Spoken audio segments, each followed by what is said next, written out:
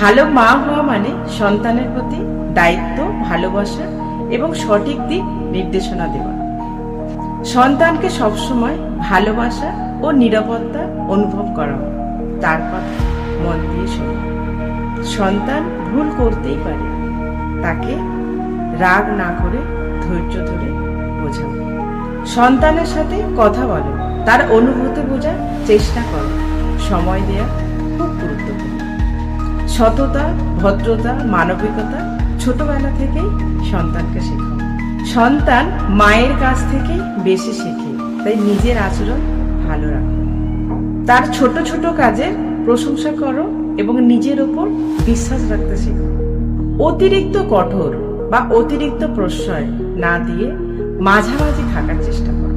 ভালো মা হওয়া মানে নিখুঁত হওয়া না, প্রতিদিন নিজের সেরাটা সন্তানকে দেওয়ার চেষ্টা করো।